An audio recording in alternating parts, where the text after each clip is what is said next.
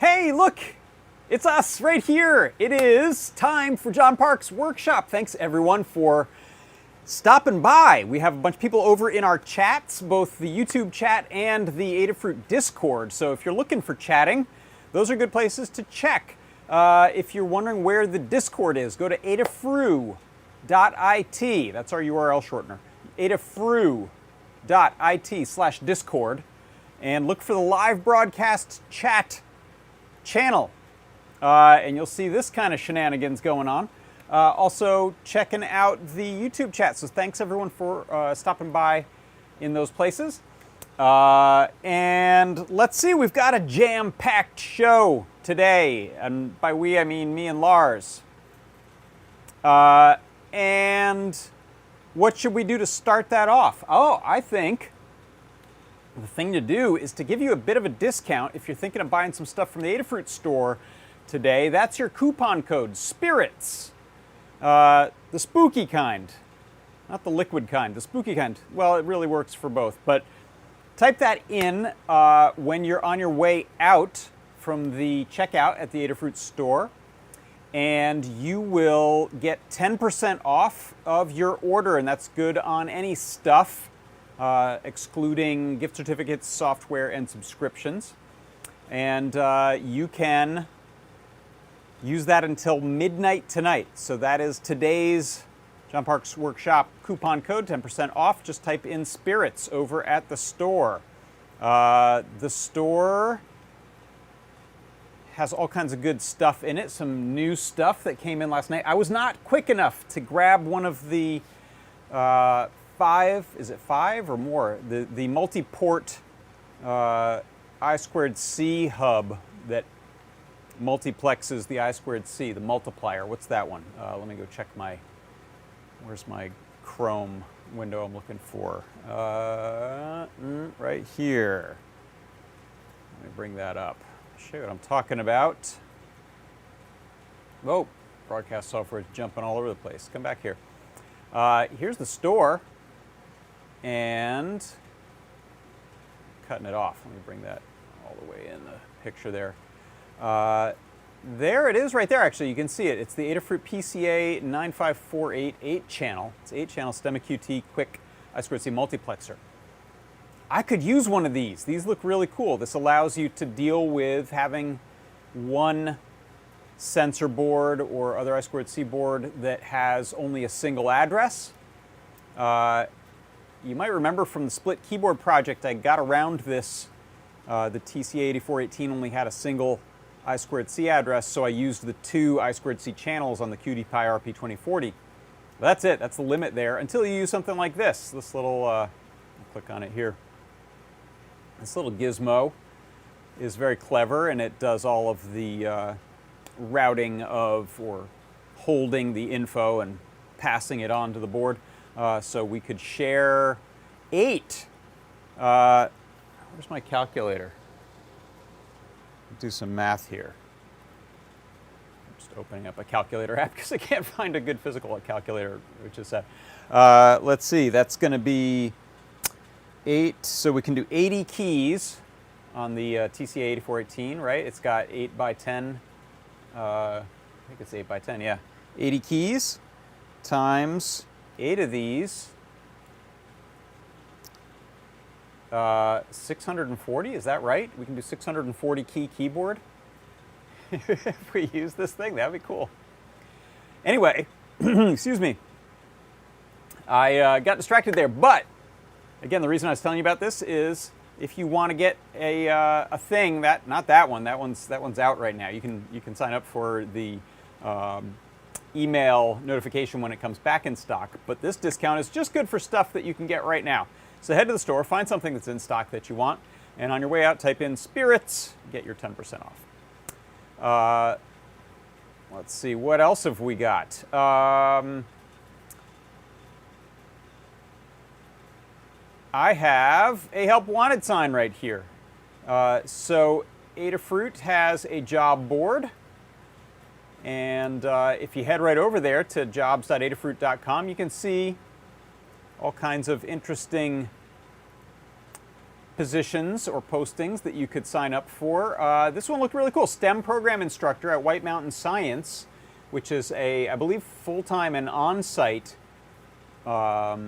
position. A lot of the ones that we post are part-time or contract work, freelance, remote. This one is right there in Littleton, New Hampshire. I've never been to Littleton. I don't know where that is in New Hampshire. This is a STEM program that's all around New Hampshire and northeastern Vermont.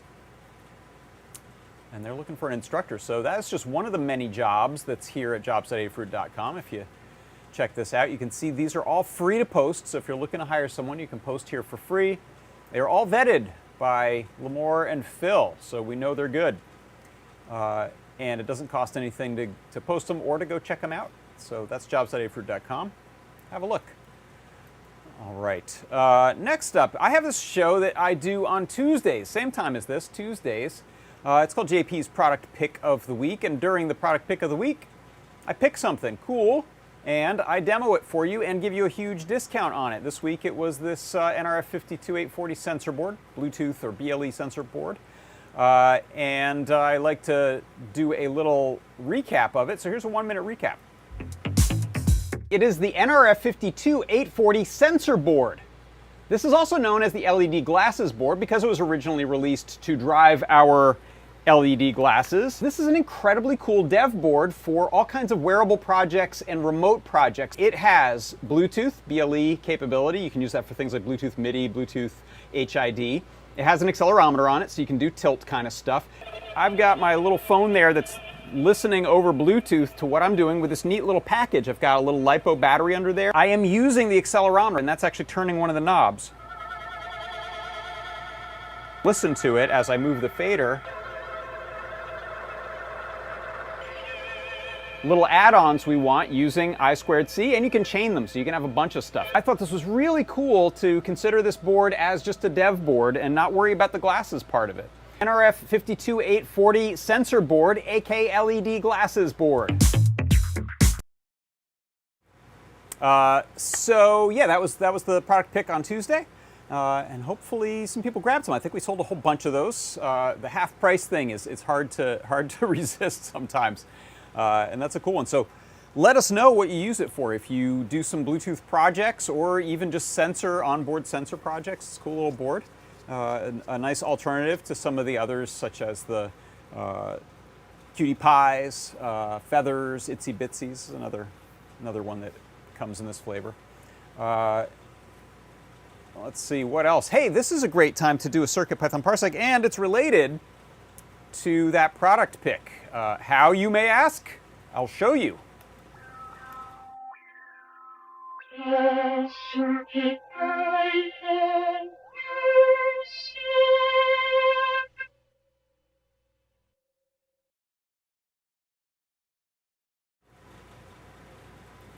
Okay, here we go. For the CircuitPython Parsec today, I wanted to show you how you can change the advertised name of a Bluetooth device inside of CircuitPython. So this you may recognize is my little Bluetooth sensor board, and I've got a STEMMA QT slider on there and a battery. I've got it plugged in right now just so that I can code it in real time as we go here. And so what I'm going to do is I'm going to open up an app on my phone. This is the app I use when I want to use Bluetooth MIDI, and I should be able to see that. So this is looking for Bluetooth devices, and you can see it's found one. It's called CircuitPy 9CA6. Oh, that's not a very nice name, but that's what this is advertising itself as right now. So what I'm going to do is in my code, I'm going to add just this one line here. I've just uncommented it actually. And this is BLE, which is the name of the Bluetooth low energy object here, the BLE.name. That's it, BLE.name, and then you give it a string. So in this case, I'm calling it BLE MIDI fader. I will go ahead and save my code here to the board. And then I'm going to reset the board. So I'm going to press, oh, I didn't even need to, actually, it just showed up on its own. So you'll see there, my app, which is looking for advertised Bluetooth devices, now found something called BLE MIDI fader, which is much more descriptive, much more helpful. And this way, you can distinguish if you have multiple objects available instead of just this generic CircuitPy name. And so that is how you can customize the name of your Bluetooth device using CircuitPython. And that's your CircuitPython Parsec.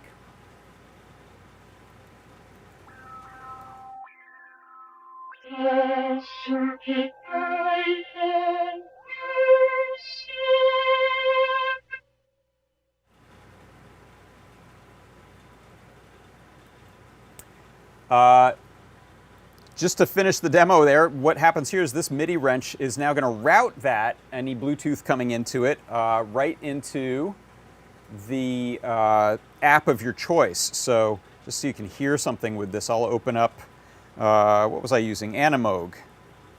So this Animoog software here, actually I think this one has the option to do it directly, but a lot of apps are just looking for kind of a system MIDI, and so that's how MIDI wrench is used. Let's see if this is connected right now. Let me turn up the volume here. Oh, I'm not hearing it. I don't know what's going on there. All right, didn't really have that demo prepared, but you may see here if I go into setup, same sort of thing under my MIDI inputs. Get the glare off of there. You can see BLE MIDI fader Bluetooth is showing up, and then there's the MIDI wrench actually showing up as well as an output. So really helpful. I don't think it's in some of our default code, and it probably should be. So we'll take a look at some of our more basic examples so that people know that they can use their Bluetooth devices and have a nice friendly name on them so you can distinguish them. And turn that off there. All right, what else we got going on? Let's see. Not choppy on YouTube, said Paul. Was it choppy earlier on YouTube? Or maybe that's just something we say. Hey, guess what? Yeah. Good. Thank you, Paul. I appreciate it. Good to know that it's not choppy. Sometimes it is. It was advertising to me a high degree of confidence in the stream health, actually, the little YouTube panel. I probably cursed it. I should never have said that. We'll see what happens. Okay. So next up, what's going on? I have a couple things I'm working on today. So I wanted to show you just a little bit, a small bit of hands-on progress or work on the step sequencer that we started working on last week. And let's jump over there and get into that. So let me pop up my main cam and get over here. Looks like that's in focus. So I don't think I had these little breakout boards yet last week. So this is what the little breakout for the step switches looks like. And this is actually designed to be snapped off of here so you get nice 0.1 spacing, so they can basically be butted right up against each other. Let's see, that's too close for my focus. There we go. And what I've done is I've started soldering on some switches here. You can see on the back here, these have all of the connections of the switch. So if we take a look at one of these little step switches here, you may remember we have, I think it's two commons, a normally open, a normally closed. So those 4 legs there are all about the switch that's built inside of it. And then we have the anode and cathode legs of the LED. So to make life easy, solder the board in, and then when you flip this over, you can see we have pins, which we can use sort of standard pin headers on. I happen to have some fancy red ones here, although not enough, I think, for the projects at the moment. And we have 5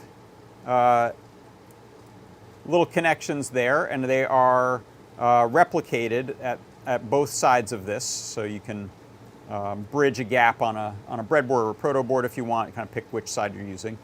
But these give you the LED minus, LED plus, the normally closed switch, normally open, and common.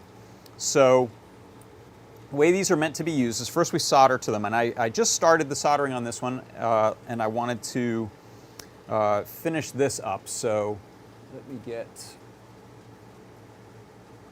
focus as good as I can. Okay, so these you just want to make sure the legs are straight, and then they basically just pop in like so. There's also 2 pegs that have holes in the PCB. And then the trick here is, let me just set something I can rest it on. The trick here is I need to hold this. You could use some tape or something like that. I'm just going to try to get it all done with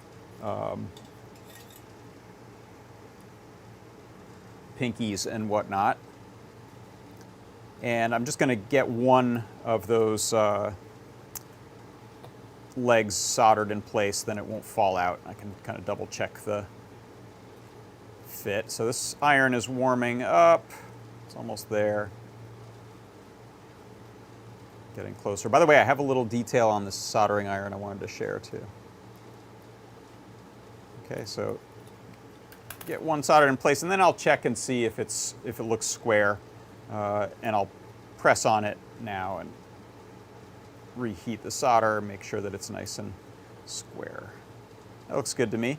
The detail I wanted to share about this iron, let me zoom out a little bit. This is this cool little pen iron, and I was having problems with its voltage dropping, and I decided this morning it was the really cool silicone cable that it came with. I think it has a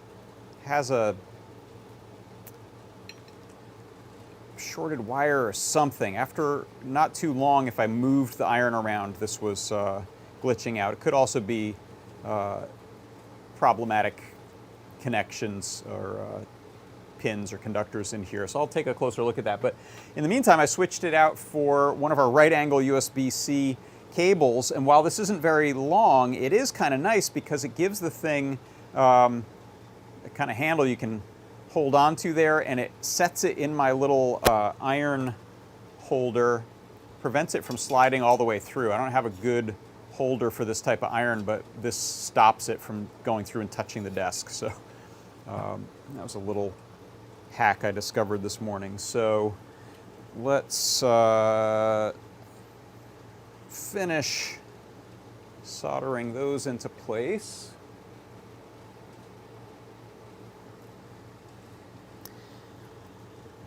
And so long as that, yeah, that wire seems to be much happier. So we'll go ahead and get the LEDs on this one. I have air conditioning running. It's still hot here, and that's blowing the fumes right past me. I don't think they're headed up to my face. So while I don't have an exhaust fan that you're used to seeing, a little typical solder fume extractor, it is, the workshop's large enough that these are being sent far, far away from me. Almost there. So you can see it's pretty quick work. These come in packs of 3 for the switches from Adafruit, and the PCBs here have 12 break-off PCBs. I actually want to use 16 switches, so this is why I've got these extra 4 on here.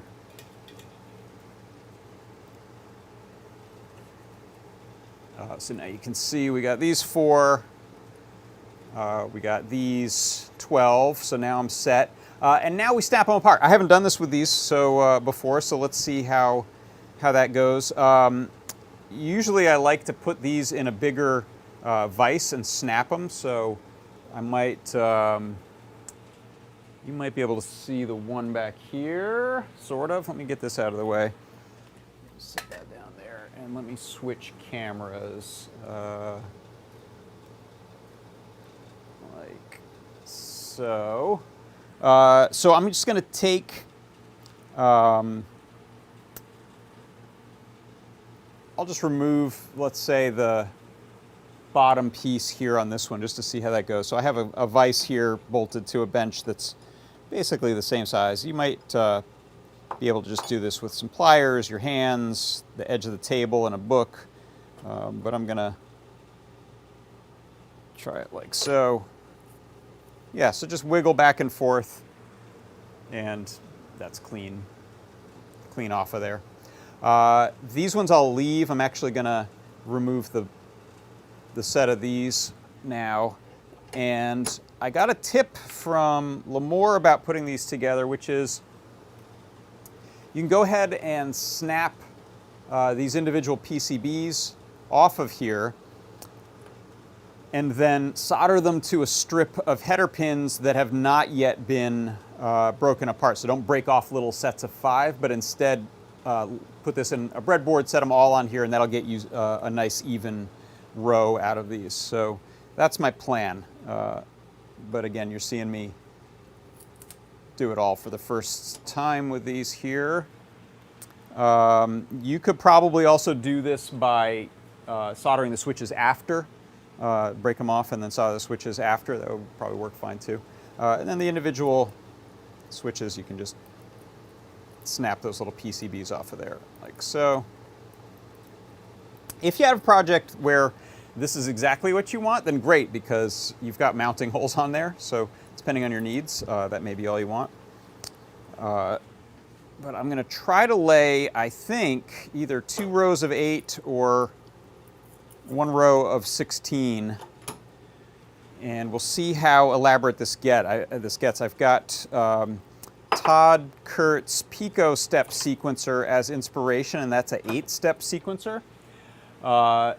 Going to 16 could just mean we get more subdivisions or longer patterns, or I could go really wild with it and maybe do multiple rows of 16, let's say 3 of them or 4 of them, which would be great for drum lines to send out different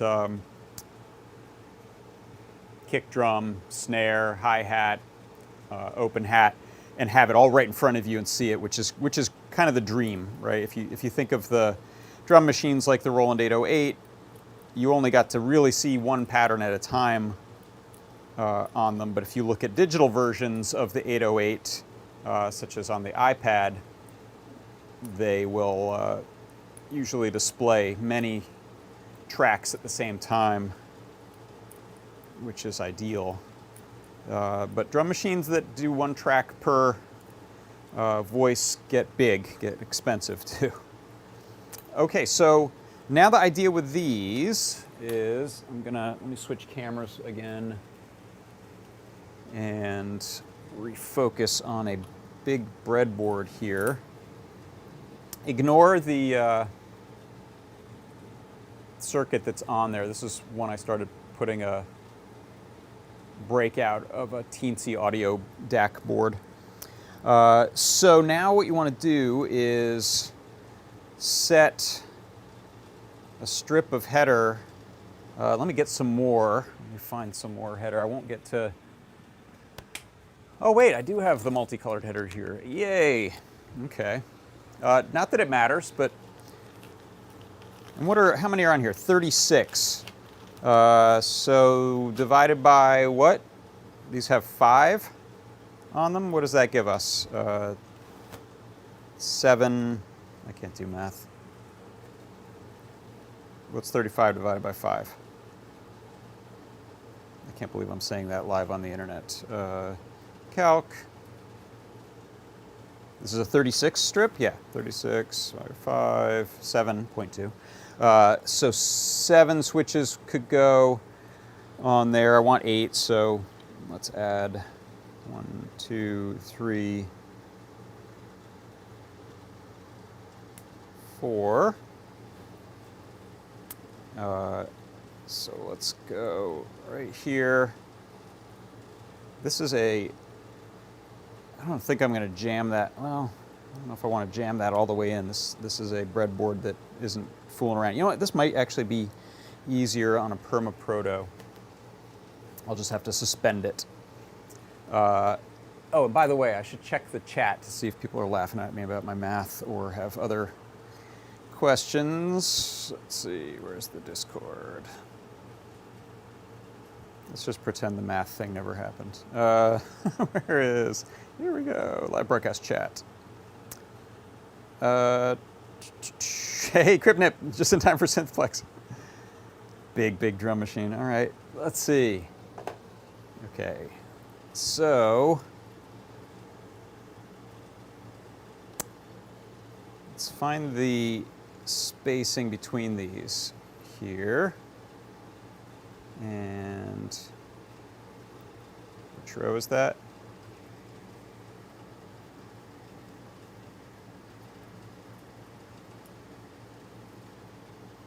Oh, that's the one I broke some off of. That's the sacrificial one.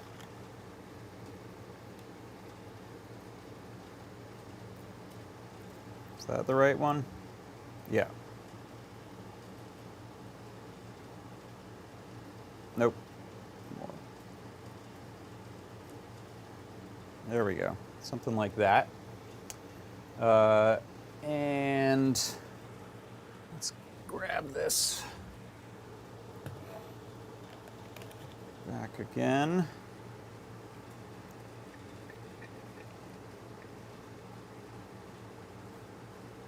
If people don't know, Synthplex is a really incredible electronic music synthesizer conference that happens about a week and a half from now in Burbank, California. So let me add the extras.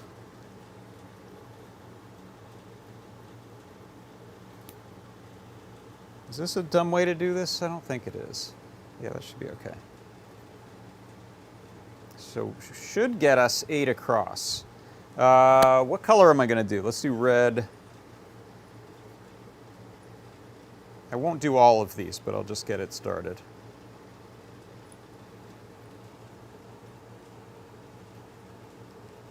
That first one is tricky. There we go. So now let's see. These really, oh my gosh, check it out. Really dense. That's not bad. I mean, I didn't mind the spacing of the original board, but this gets you a really, just to keep the size of the thing down. Yeah, they've got 0 space between them, but I think I like that. Tell me your thoughts. DJ Devin says, being bad at math would be worse if you were wearing a calculator watch. Whew. At least I'm not.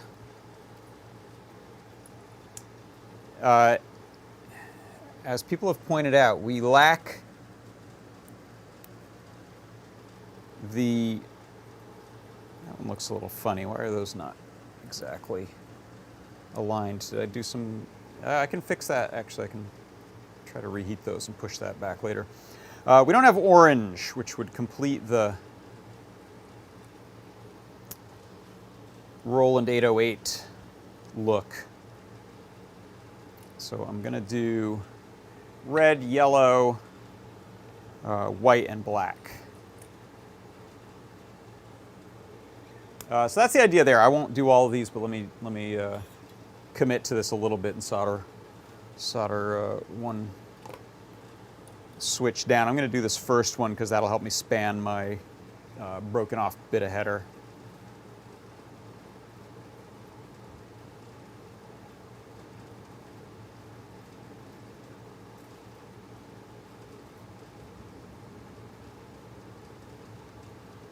Sorry, I don't really have a good camera for getting super close up for soldering purposes. Yeah, look at that. I can wipe the tip now without it going into low voltage mode. I think that cable was bad. Maybe there's a reason you don't see flexi silicone USB-C cables. I don't know.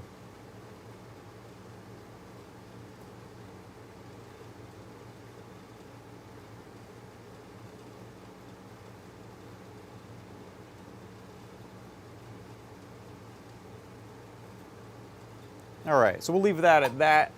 But you can see now that's sort of joined up.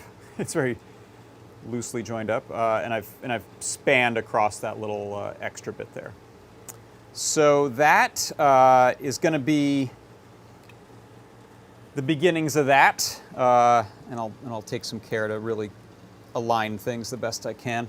I'll set this down over here. Just a reminder of where this is headed. I have Todd's example here. This one gives us 8 steps. And I'm sending MIDI out of it right now to this little guy, this little wavetable synth, the Nano Box from 1010 Music. And I can power everything off of this battery. One thing you sometimes find with USB-based devices is that they can have noisy ground loop problems if they're plugged into wall sockets, transformers and wall sockets. So when you can, batteries are your best friend for avoiding ground loops. So these are actually both running off the same USB battery. I think sometimes that causes issues for people. I haven't noticed it with this though, but Todd's pico step sequencer here is not a sound source. It is just sending USB MIDI, and he's got it nicely optically isolated. Whoa. Come in here. Will you focus? Will you focus? Yeah, it's a little bright. The screen's a little bright.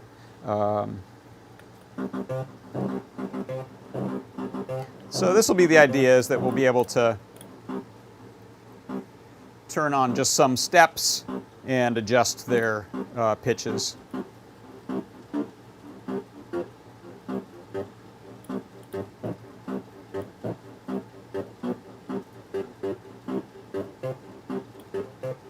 That sort of thing. Looking forward to that. Sending pitches like this, great for melodic stuff, bass line things. But the drums, if I want to do this for drums, I kind of want to be able to just have like 4 channels of timings, or even more, for different drum tracks that are each sending to their own voices. So we'll see. That's the idea there.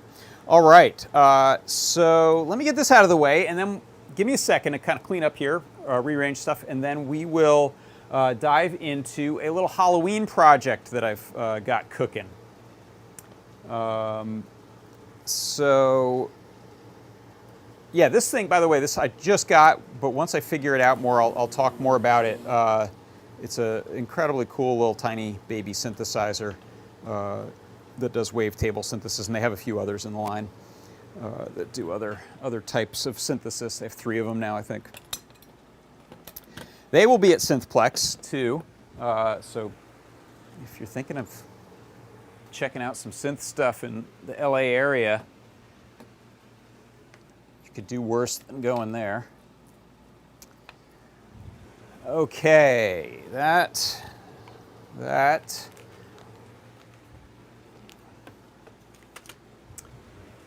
And let me throw the extras. I've got a little project box here that I am putting. Oh, you know what? Those are non-PCB ones. I will leave those there so I don't mix these into it. That'll be the row 2.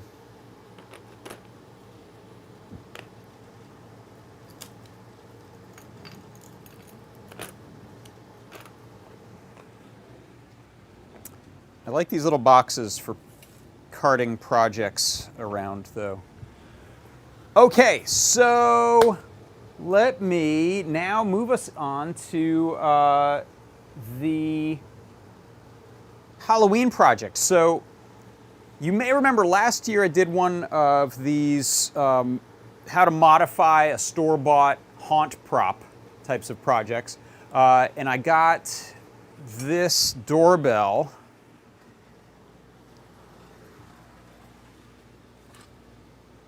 Right here. I don't have my power supply for it or battery pack, so I can't demo it. But this is one of these haunt things. You press the button, eyeball opens, moves around, has a couple motors. And what I did was I took over, it's got a little microcontroller in there that's got a blobbed-on chip that has sound files and the animation patterns, all the code is on there. So I basically took it over and plugged the motors and sound and lights. Is there a light? Yeah, there's a light. Into a Cricut with a Feather RP2040 running it so that I could do my own custom stuff, custom sound files, custom animations, and so on. So I decided, hey, wait, it's Halloween in like a couple weeks, right? So let's see if they've got any cool new stuff at the Halloween store. So I went down to my local Halloween store and I found this thing. So let me zoom out a little bit and demo this and tell you how it works. We'll take a look inside and look at maybe doing some modification sort of takeover stuff to it. So looks like a Ouija board or a spirit board. I think Ouija board is probably owned by Mattel or someone like that, Hasbro, so you can't actually say that. But if you look online, and I'll show you a link, I found it on Amazon. They actually do use the name Ouija in the Amazon listing. If we turn this on, I'll put it in silent mode. It's got a two-way or three-way switch, so it's off right now. Turn it on, and you get mysterious Ouija action. So you can see here it's lighting up letters as if the spirits are, I don't know why, but the spirits are saying, oh, the spirits just said LPH. I don't know what it's trying to say. But then you get this little, I don't know the name of it, spirit letter decoder finder thing that normally you put your fingers on, moving. It is sound activated. Kind of motion activated because of the sensitive little sound activation, so you can kind of tap it or bump something. And it's pretty cool. So if you notice, I'm going to switch cameras. It's actually possible to mount this at an angle or even vertically, and it still works, which is pretty impressive. I'm going to just tap it and get it going again. Works best flat, but as you can guess, there's a magnet in there and a linkage mechanism that's doing the business of moving that thing around. And then there's also some code for sound and lights. Let me turn on the sound just so you can hear that.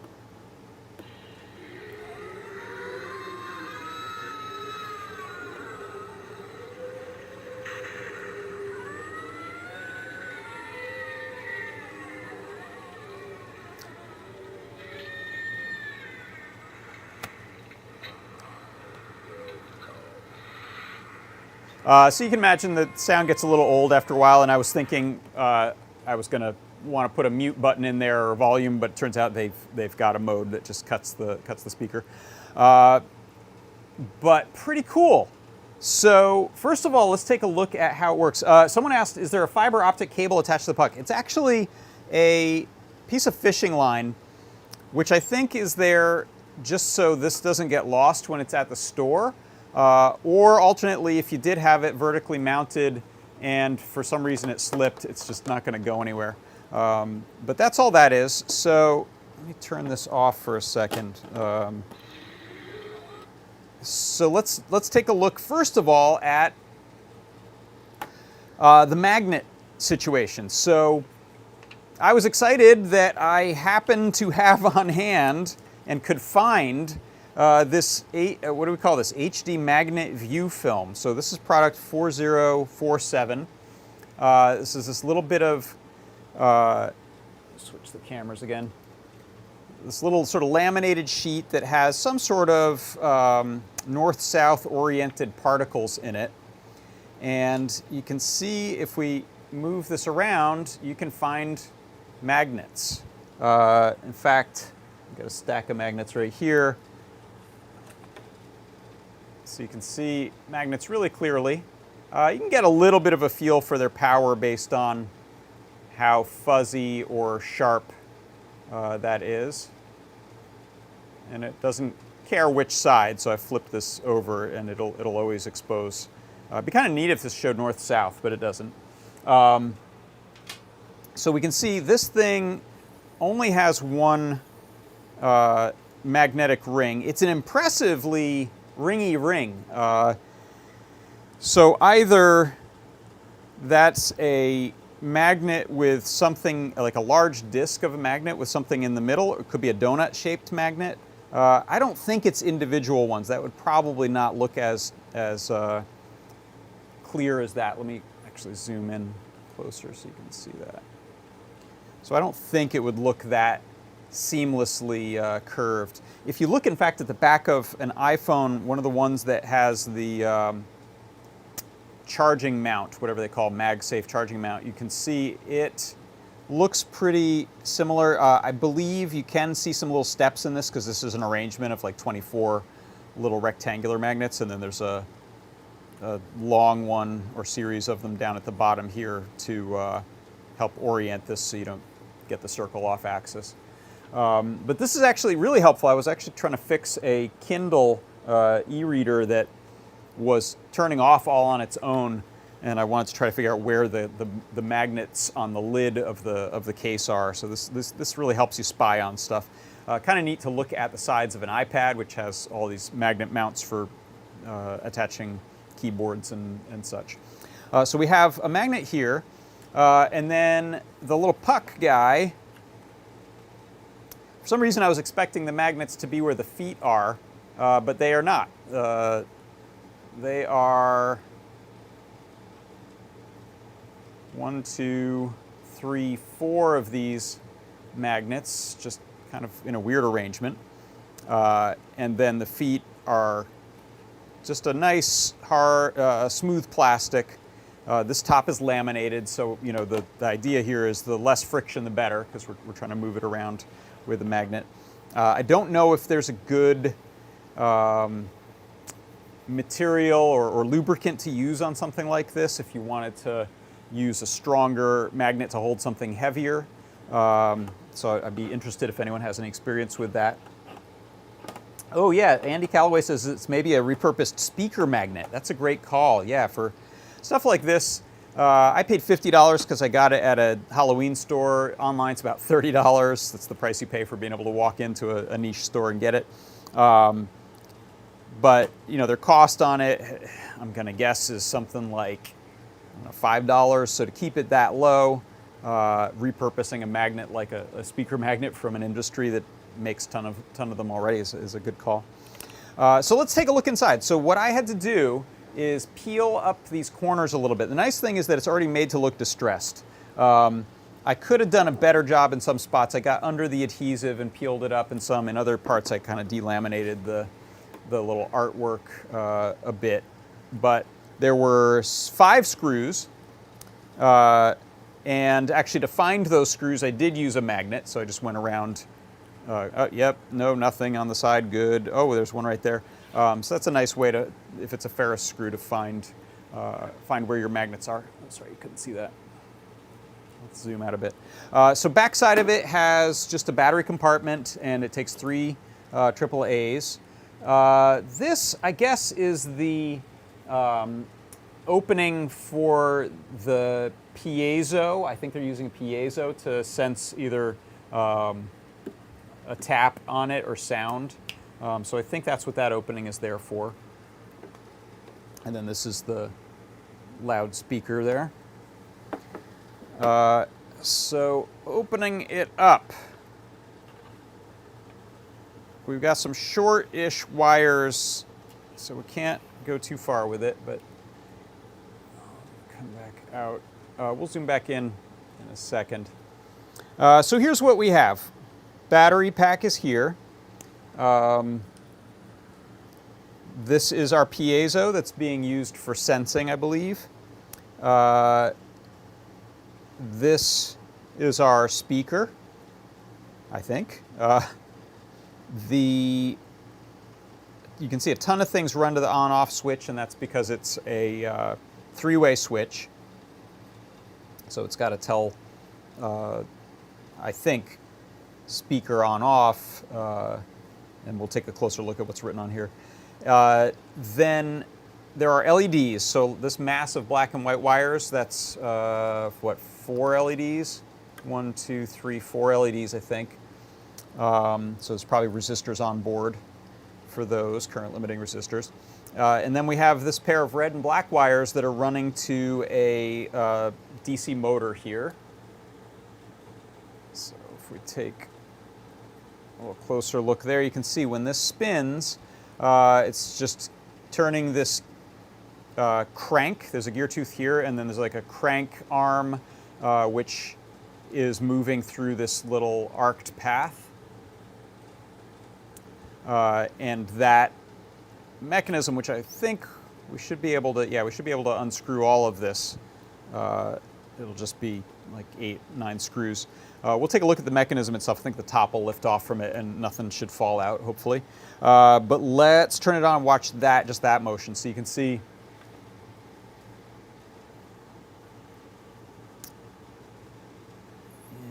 I don't think you can see the arm moving in there. So, but anyway, this is just moving in one direction, and then we get this reciprocating motion here based on the design of this linkage. And then we have the other arm, which is, I think, essentially forming a figure 8 pattern inside of there. And there you can see I can tap it again to kick it back on. So the idea here for doing some modifications, one is I would love to see if I can just take over powering the motor using Bluetooth or a microcontroller running on a pattern. If you wanted this on your porch, let's say, or in a window during trick-or-treating or some other Halloween thing, you might not want to rely on having to clap at the thing or yell at it every 20 seconds. So if you maybe supplement the power with wall power and want it to run at certain intervals, then adding our own microcontroller would be great.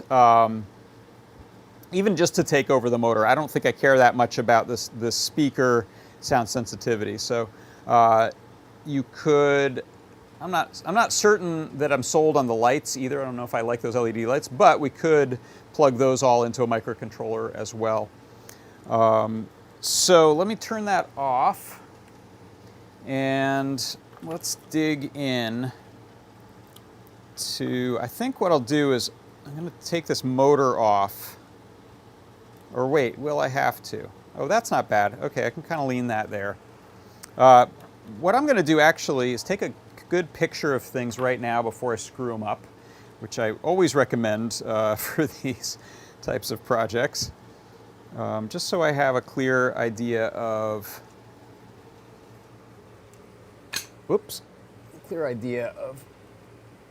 how things were wired.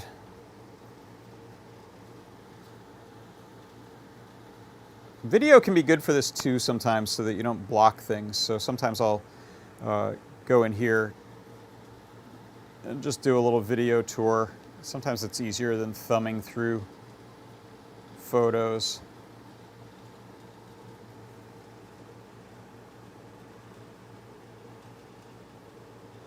Okay, and I just want one good close-up of the board there. Great. Okay, so now let's see about, looks like all of this baseboard has screws going into standoffs that are in the lid. So I think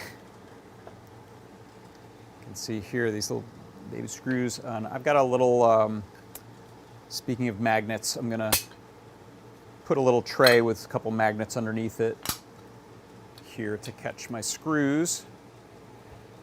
You can zoom out again. Sorry, you couldn't see the video of me making the video, the photos. So these are little Ferris. But this one is fairly unique. It actually, I've seen one other prop that uses a similar method, and I will talk about that one in a minute after I try out a little trick with this one. Actually, do I want to do, you know what? I'm going to put this back together enough to show you this, because we know it's working right now, and it might not be once I start poking around too far in there. So hold on, bear with me. That's probably enough screws to hold it in. Let me put one more over here.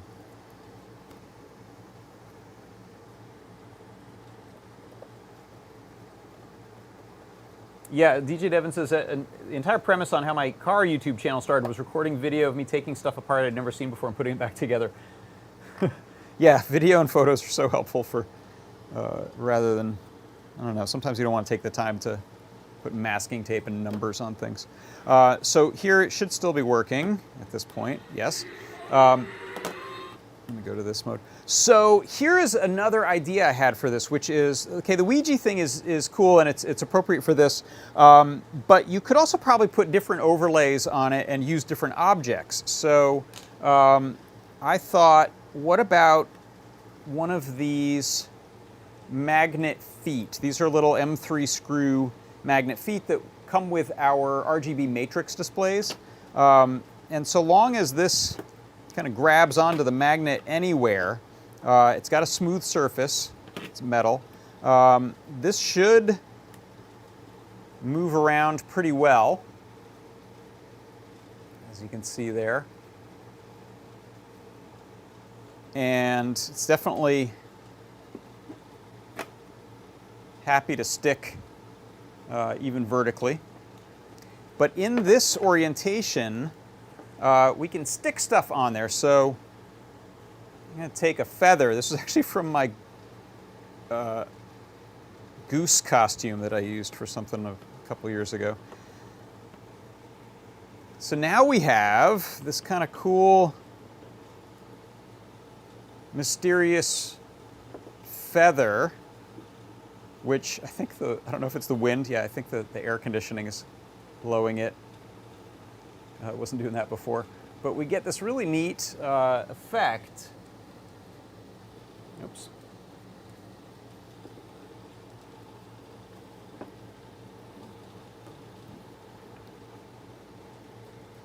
That is like a mysterious handwriting. And originally I was looking at a prop that was this. It was a spell book.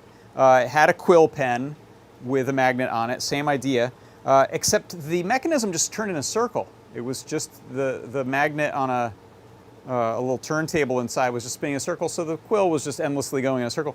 This motion actually works really well, and the fact that sometimes the quill rotates, sometimes it doesn't, really is a great effect. That one I saw, I think it was constantly rotating. So sky's the limit on cool things that you could attach to this, I think. Obviously, it needs to be pretty lightweight. Feather is ideal.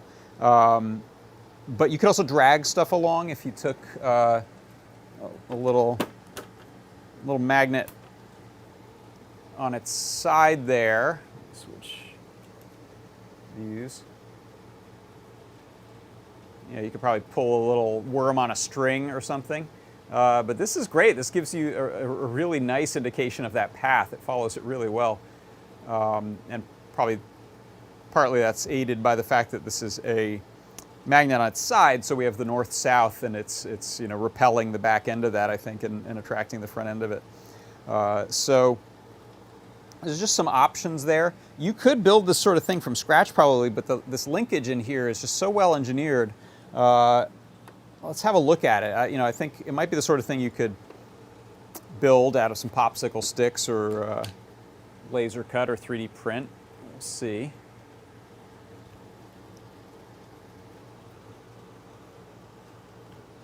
You could drag a snake. That's right, Johnny. That'd be very cool. A little tiny snake would be amazing. I love that.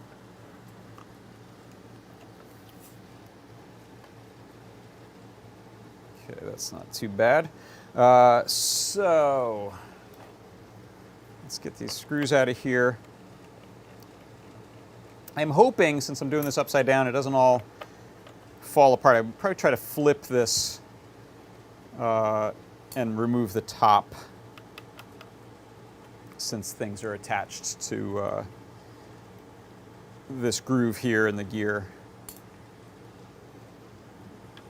Okay, and we have just this corner one, mysteriously. Everyone else is, I don't know why they chose to add one more standoff there, but they did. And I'm just gonna get a little look at it. Side here. Yeah, it looks like it'll all come off. And I'm gonna flip it before I do that. So this will be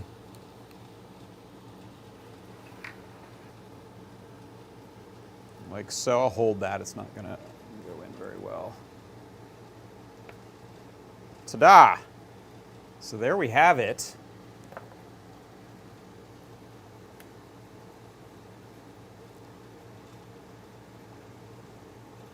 Ah, okay, yes, so simple. There's one joint. And I'm sure you could go online, or if there's any mechanical engineers in the audience, and say what particular linkage name this is that does this kind of motion. But it is, I think, a figure 8 that this traces.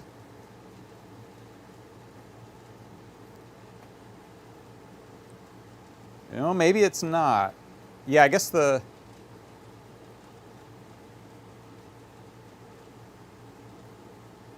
it's almost like a, yeah, I guess it is kind of a figure 8. But really interesting, and I'm sure this will be a fun one to model on a computer and just try different lengths of the various arms on the linkage and see what kind of shapes you get. So there you have it. It does look like a circular magnet here in this arm. We can look back with our little viewer. Whoops. Now that we're nice and close to it, yeah, so that's definitely not made of individual elements. There's a decent amount of grease on here to try to keep things running smoothly, which is good and a good idea. And that would be I think the trick of doing a DIY version of this thing is you've just got to try to keep the resistance of friction low. Oh, some nice in the chat mentioned that Disney Research did a lot of experimenting with kinematic linkages and posted a link to it. I worked at Disney Research, and I worked with that group that worked on all of the amazing linkage stuff out of Zurich, out of the Zurich lab that we had. That's a blast from the past, but yeah, amazing stuff that Disney Research did with linkages and modeling the linkages necessary to get a motion. So you could feed into, this is one example for animation, you could feed into it a motion path that you wanted something to take, and it would solve what real mechanical linkages in real life could be used to generate that motion. Okay, so this, I think, is actually pretty stable. It's not really going anywhere if I flip this upside down again.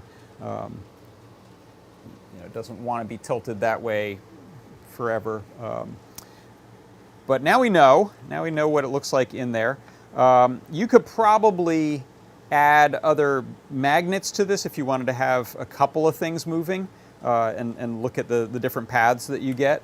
You know, something here would just be a circle, right? Just the screw there. If you put a magnet on that, you would just get a circle running all the time, which is probably more like that other quill one. This elbow here just moves in a arc back and forth, this smiley arc back and forth. And then different points on this would describe different shapes of that figure eight, I think. So let's take this.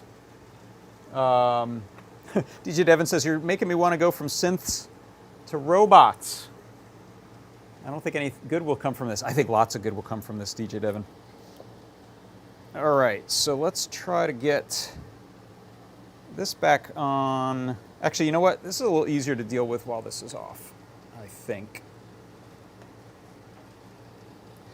And what I want to do is see if I can take over that motor using a motor feather wing and a NRF 52840 feather. So last time I did this type of project, I used the Cricket, which was great. I don't think I want to do as much, and this is a bit simpler. So the idea behind this is I've got a feather, NRF 52840, Bluetooth right there. I have it on a feather tripler just because it was convenient. This would work on a doubler or stacked probably, but this keeps the height low so it could fit inside of this box. I have battery power running. I'm actually using 4 AA's here, but I want to measure voltage. I think this was getting about 4.5 volts or 4.2 volts or something like that when I checked that motor. So I probably want to match close to that just so I don't burn out that motor.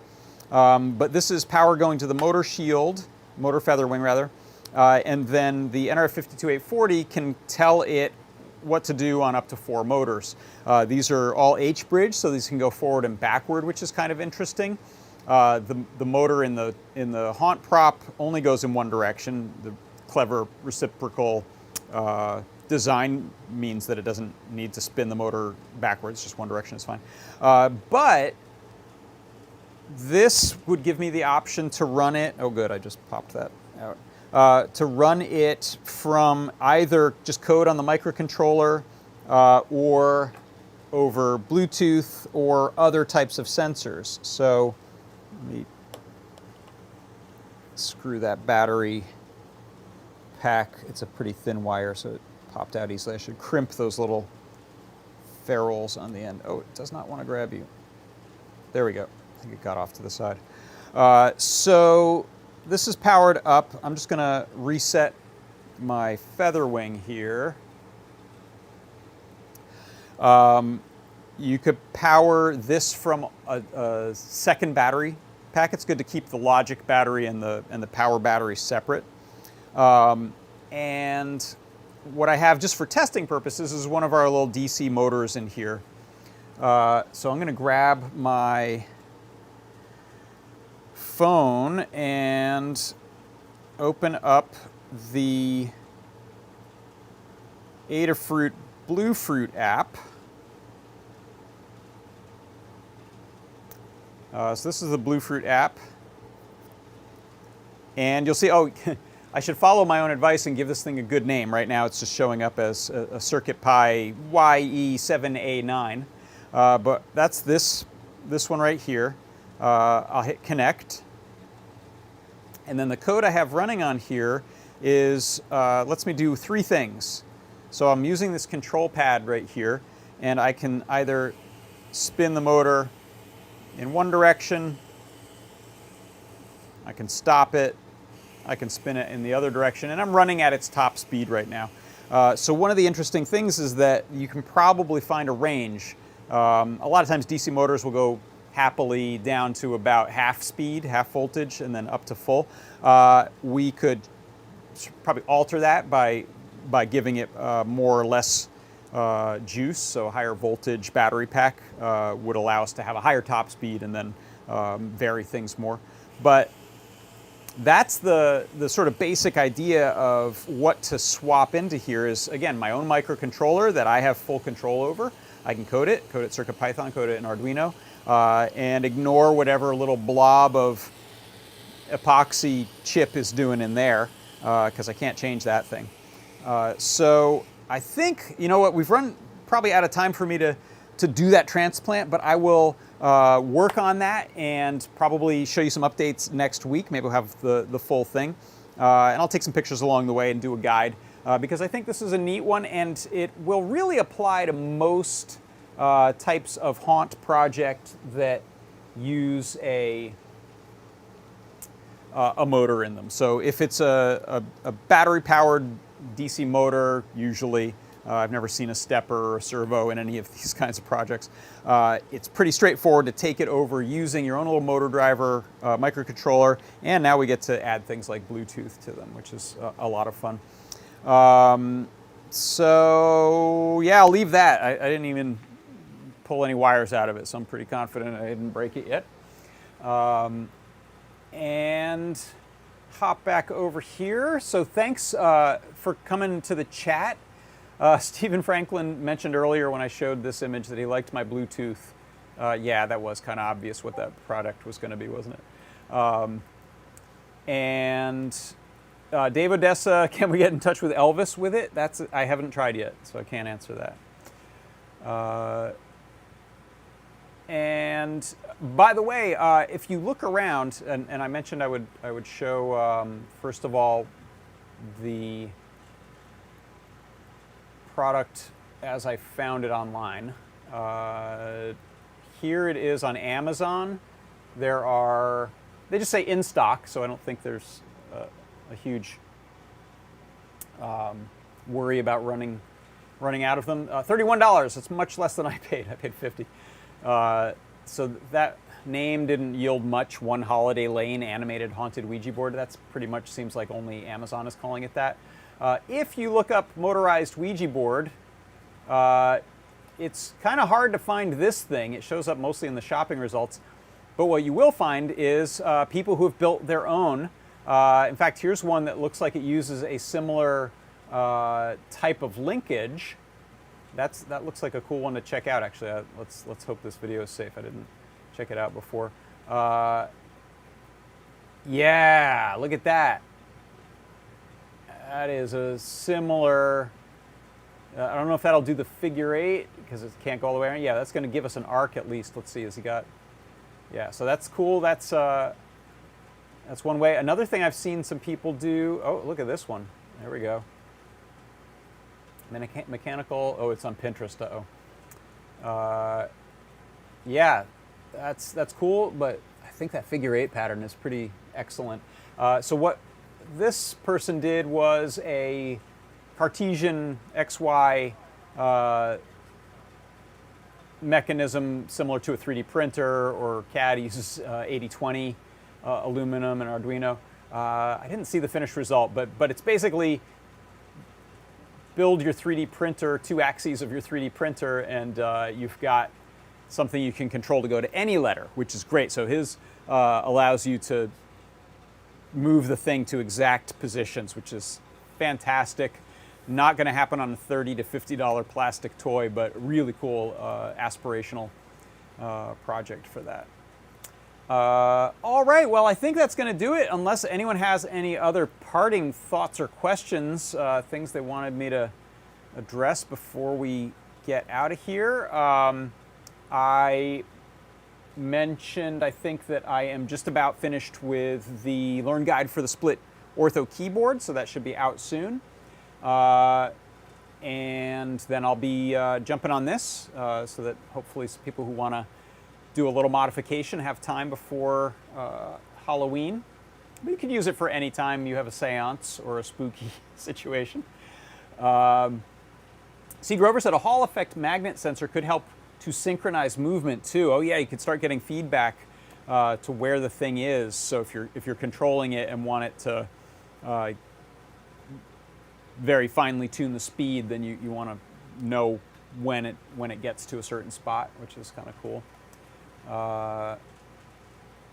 Any other things? Yeah, some good links in the chat for linkage stuff. There was both that Disney Research one as well as Todd listed a YouTube channel for linkages. All right, I think that is it then. Thanks everyone for stopping by. It was great to hang out with you, and thanks for giving me an excuse to pull apart a fun toy and take a look at it, and now we'll get to work on modifying it. Thank you everyone for coming today to John Park's workshop for Adafruit Industries. I am John Park, and I will see you next week. Bye-bye.